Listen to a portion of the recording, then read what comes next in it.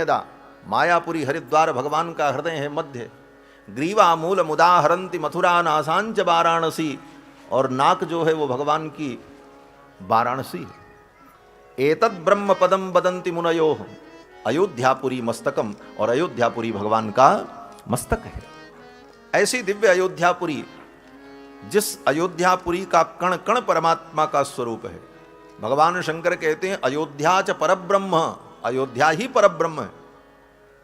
अयोध्या च परब्रह्म, सरयू सगुण पुमान, और सरयू जी सगुण ब्रह्म है। तन्निवासी जगन्नाथ, अयोध्यावासी जो है वो साक्षात जगन्नाथ के स्वरूप हैं। भगवान शंकर कहते तन्निवासी जगन्नाथ सत्यम सत्यम बदाम्य हम, भगवान शंकर कहते मैं सत्य सत्य कहता हूं। भगवान शंकर तो एक बार भी कहें तब भी सत्य है, लेकिन सत्यम सत्यम बदाम्य हम कहने का तात्पर्य दुर्बद्धम सुबद्धम, कोई बात जब दो बार कही जाती है तो बड़ी मजबूती से उस बात को माना जाता है। दुर्बद्धम सुबद्धम। ऐसी दिव्य अयोध्यापुरी जहां 11,000 वर्ष तक भगवान श्री राम ने विराजमान होकर प्रजा का पालन किया है। अयोध्या की क्या महिमा कहें। अयोध्या की जब बात आती है तो मैं सब भूल जाता हूं। अयोध्या तो अयोध्या है हमारा। अयोध्या का कोई शान ही नहीं है। महाराज भगवान श्री कृष्ण 125 वर्ष की लीला करते हैं। उस 125 वर्ष में कुछ दिन मथुरा में, कुछ दिन वृंदावन, कुछ दिन गोकुल, कुछ दिन द्वारिका, कुछ दिन हस्तिनापुर, और भगवान कृष्ण के चरणारविंद के संस्पर्श से वृंदावन, मथुरा, गोकुल, द्वारिका ये सब दिव्यपुरी बन गई।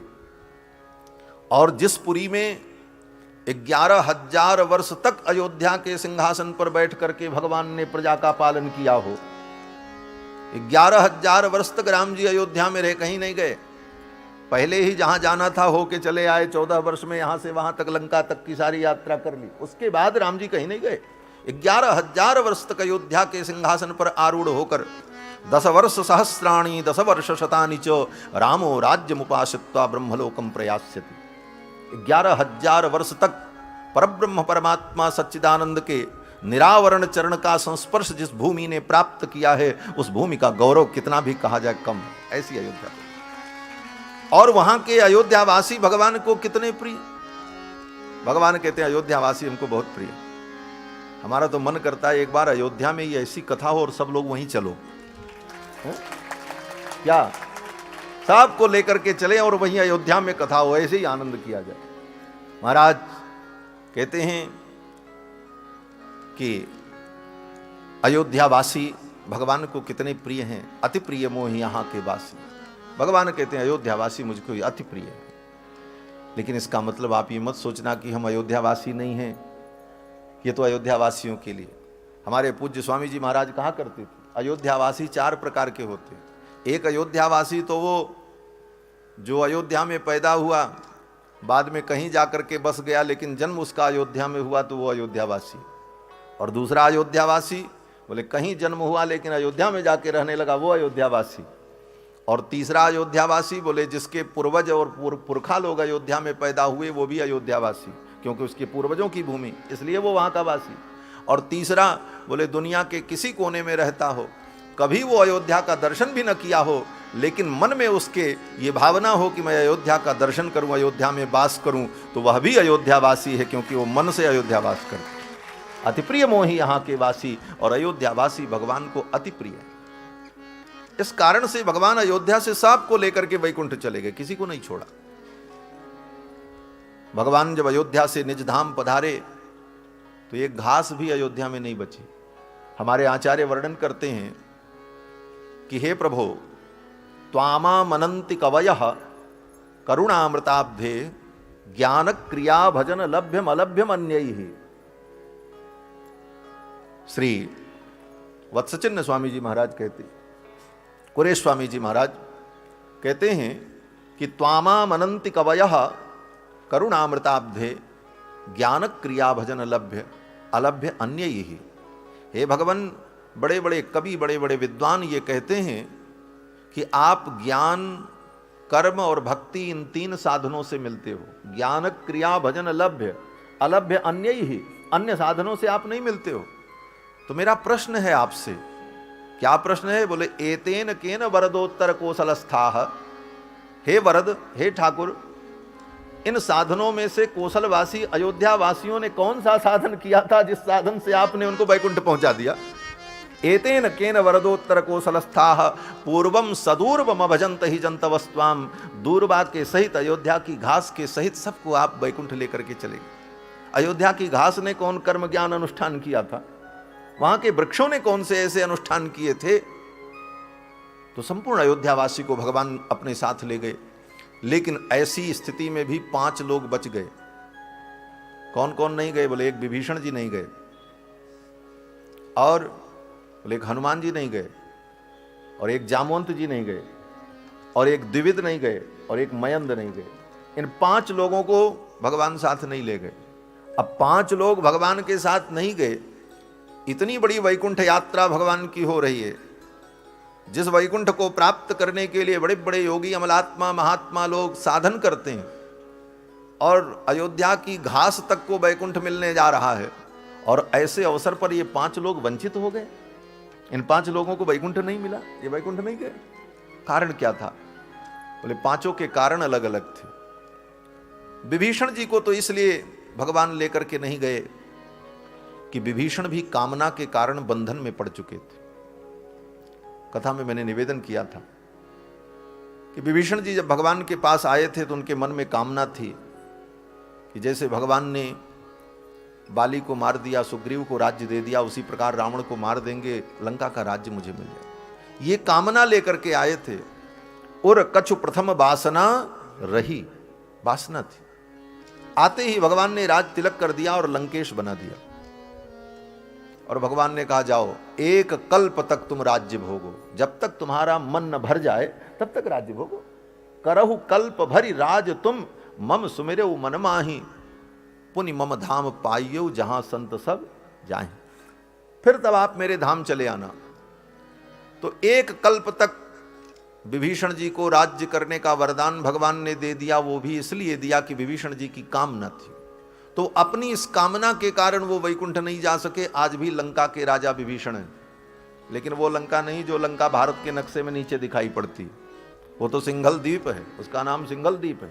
वास्तविक लंका जो यक्षों की नगरी है, जहां पर वर्तमान में असुर लोग निवास करते हैं, वो नगरी दिव्य है। वहां मनुष्य की गति नहीं, वो समुद्र के अंदर 100 योजन की दूरी पर है, और वह मनुष्यों के आंखों से दिखने वाली भी नहीं, वो दिव्यपुरी। तो आज भी वहां के राजा विभीषण जी महाराज 1 कल्प तक रहेंगे। तो विभीषण जी तो इस कारण से नहीं जा पाए क्योंकि उनके अंदर राज्य करने की कामना थी। हनुमान जी क्यों नहीं गए? बोले हनुमान जी के अंदर तो ऐसी कोई कामना नहीं थी, लेकिन हनुमान जी ने कहा, भगवान ने जब वैकुंठ की यात्रा की घोषणा की कि अब हम सब लोग चलेंगे, साकेत धाम चलना है, हनुमान जी को बुलाया और भगवान ने कहा, हनुमान अब यहाँ की लीला पूरी हो गई, अब तो वैकुंठ चलना है। हनुमान जी ने कहा बहुत अच्छी बात है, हम भी चलेंगे, लेकिन एक बात बताओ प्रभु। बोले क्या? हनुमान जी ने कहा, प्रभु वैकुंठ में आपकी कथा कै बजे से होती है? 2 बजे से कि 3 बजे से? भगवान ने कहा वैकुंठ में कथा? हनुमान जी ने कहा वैकुंठ में आपकी कथा की टाइमिंग क्या है? 2 बजे से कि 3 बजे से कि 4 बजे से, कब होती? भगवान हंसने लगे। भगवान ने कहा, हनुमान वैकुंठ में मेरी कथा नहीं होती, वैकुंठ में तो मैं होता हूं। बोले आपकी कथा नहीं होती? बोले हाँ, वहां कथा नहीं होती, वहां तो मैं होता हूं। तो भगवान श्री प्रभु राम की इन बातों को सुनकर हनुमान जी ने विनम्रता पूर्वक कहा, प्रभु आज तक मैंने आपकी किसी आज्ञा का उल्लंघन नहीं किया, लेकिन आप क्षमा करें, मैं आपके साथ वैकुंठ नहीं जाऊंगा। भगवान ने कहा वैकुंठ नहीं जाओगे? हनुमान जी ने कहा वैकुंठ में आपकी कथा नहीं होती तो हम वहां जाके क्या करेंगे? हम तो कथा सुनने वाले हैं। कथा से इतना प्रेम हनुमान जी महाराज को, इसीलिए हनुमान चालीसा में पढ़ते हैं, रामचरित सुनबे गो रसिया, राम लखन सीता मन बसिया। रामचरित सुनबे गो रसिया, राम लखन सीता मन बसिया। राम लखन सीता मन बसिया। राम लखन सीता मन बसिया। हनुमान जी ने कहा प्रभु मैं वैकुंठ नहीं जाऊंगा। भगवान ने कहा अरे मैं तो वहां रहता हूं, मुझसे प्रेम नहीं?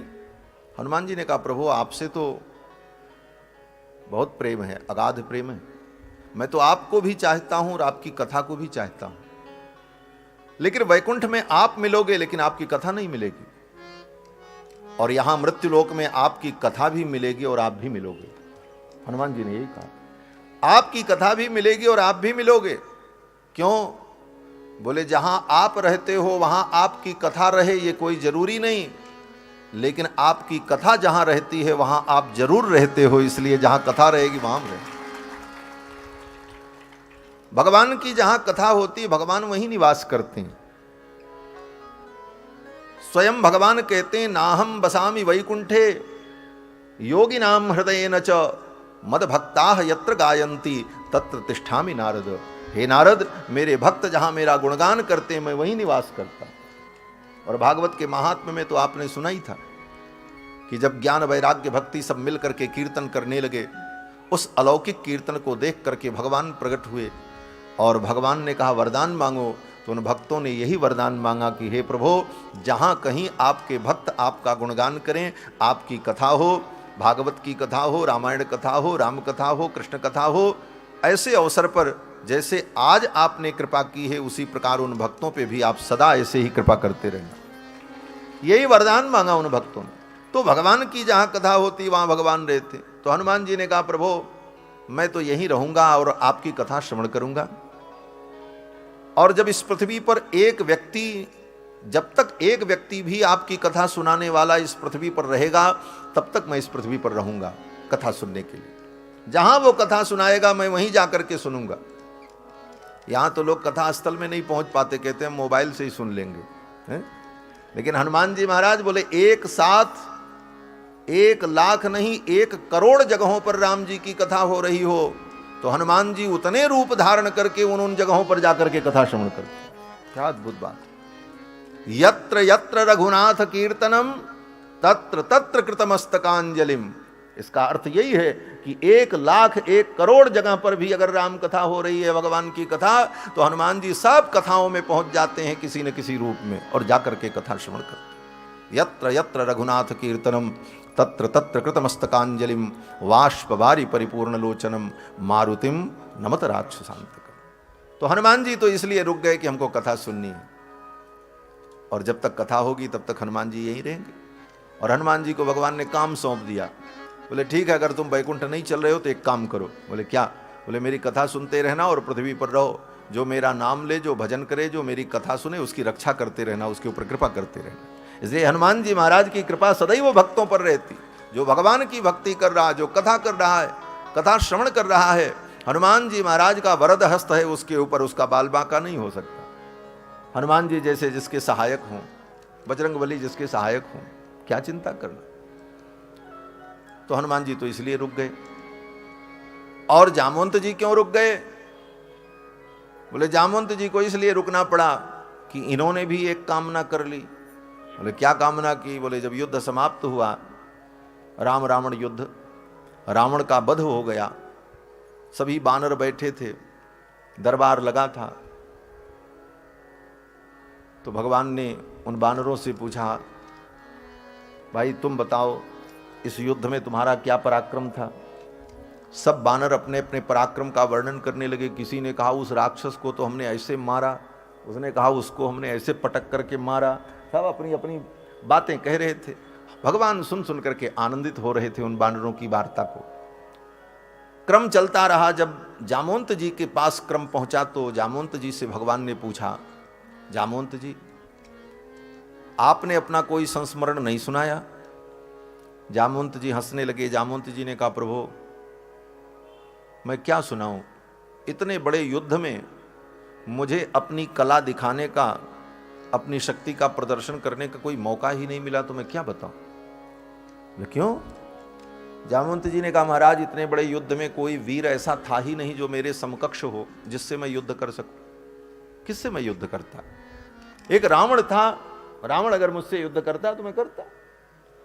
और रावण आपका शत्रु, रावण के वध का यश, रावण के वध का यश आपको मिलना था, इसलिए मैंने रावण से युद्ध किया नहीं।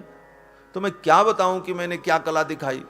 हां, अगर आप मेरी कला देखना चाहते हैं तो आपसे बड़ा वीर तो इस दुनिया में कोई नहीं है। जय जय महावीर महाधीर धौरेय। तो आप ही मुझसे युद्ध करो, दो दो हाथ हमारा आपका हो जाए, तो मैं अपनी कला आपको दिखाऊं कि मेरे अंदर कितनी ताकत है और मैं कैसे युद्ध कर सकता हूं। भगवान श्री राम ने कहा, जामुन जी, ये मेरा रामावतार है, मर्यादा पुरुषोत्तम का अवतार है। इस अवतार में लीला के लिए, सुख के लिए, मनोविनोद के लिए अपने से बड़ों के साथ मैं युद्ध करूं, ये मर्यादा नहीं। आप वृद्ध हैं और जामवंत जी त्रेता युग में बूढ़े थे। जामवंत मंत्री अति बूढ़ा। तो भगवान ने कहा, ऐसे वृद्ध व्यक्ति से मैं युद्ध करूं, ये हमारे मर्यादा के विपरीत है। लेकिन आपकी इस कामना को मैं पूर्ण करूंगा। द्वापर युग में मेरा जब कृष्ण अवतार होगा तब आपके साथ मैं युद्ध करूंगा और तब आपकी कला को मैं देखूंगा और आप अपनी कला दिखाना। जामवंत जी ने कहा, ठीक है, बात आई गई हो गई, गतम तो गतमेव ही। लेकिन इस कामना के कारण ही जामवंत जी महाराज को त्रेता युग से लेकर के द्वापर युग तक इस धरामंडल पर रहना पड़ा। किसी भी प्रकार की सांसारिक कामनाएं जीव को बंधन में डाल देती। इसीलिए गीता में बार बार भगवान कहते हैं, कामनाओं का त्याग ही वास्तविक भक्ति है, वास्तविक शरणागति है, वास्तविक समर्पण है, वास्तविक ज्ञान है। जो भी कह लो, आप कह लो ज्ञान से मुक्ति मिलती है, तो ज्ञान क्या है? बोले सारी कामनाएं समाप्त हो जाएं, यही तो ज्ञान है। शरणागति क्या है? बोले समस्त कामनाओं को छोड़ करके अनन्य भाव से, अन्य अभिलाषिता शून्यम ज्ञान कर्माद्यनावृतम, पूर्ण रूप से भगवान के चरणों में समर्पण हो जाए। तो ये कामनाएं ही जीव को बंधन में डाल देती हैं। और गीता में तो भगवान ने यहां तक कहा, कामैस्तैर्तैर्हृतज्ञाना प्रपद्यन्ते अन्य देवता। कामनाएं ही जीव के ज्ञान का हरण कर लेती हैं और उसका परिणाम यह होता है कि ये जीव भटकता रहता है। उचित अनुचित का भी उसे ज्ञान नहीं हो पाता और ये कामनाएं जीव को बंधन में डाल देती। और जन्म जन्म के बंधन ऐसे ही होते रहते हैं। एक कामना से एक बंधन, उस कामना की पूर्ति हुई तब तक दूसरी कामना पैदा हुई, उसके कारण बंधन। ये बंधन पर बंधन अनादिकाल से यही तो चल रहा है। जामवंत जी की छोटी सी कामना ने उनको एक युग तक इस पृथ्वी पर रहने के लिए मजबूर कर दिया मानो। और द्विविद और मयंद जो थे वो भी वैकुंठ नहीं गए राम जी के साथ। द्विविद भी द्वापर युग तक था। द्वापर में द्विविद को बलराम जी ने मारा है और मयंद भी द्वापर युग तक थे, उसके बाद भगवत धाम गए। तो द्विविद और मयंद को इसलिए भगवत धाम की प्राप्ति नहीं हुई कि द्विविद के विषय में वर्णन है कि वो द्विविद नाम का बानर राम जी का सेनापति था। दिन भर युद्ध करता था, राम जी के दल में रहता था। रात में राम जी के दल से निकल करके रावण के दल में चला जाता था लंका में, और रात में जाकर के वहां घूमे, खाए पिए, आनंद मौज मस्ती करता था और फिर वहां से सुबह सुबह फिर चला आवे। ये बात राम जी को पता चल गई, ये तो बड़ा बदमाश है, रात में उधर जाता, उस पार्टी में मिल जाता। इस कारण से भगवान ने द्विविद का त्याग कर दिया, छोड़ दिया। बोले जाओ, ये जिसकी बुद्धि इस प्रकार की हो, ऐसे व्यक्ति को अपने पास रखना ठीक नहीं। राम जी ने तिरस्कृत कर दिया, वध नहीं किया, मारा नहीं, छोड़ दिया। उसी समय से वो द्विविद भगवान से विमुख होकर के इधर उधर घूमने लगा और भगवत विमुखता के कारण धीरे धीरे उसके अंदर अज्ञान, लोभ, मोह, काम ये सब कुछ बढ़ता गया। और द्वापर युग तक वो द्विविद बानर था। द्वापर युग में बलराम जी ने जब द्विविद का वध किया तब द्विविद को भगवत प्राप्ति हुई।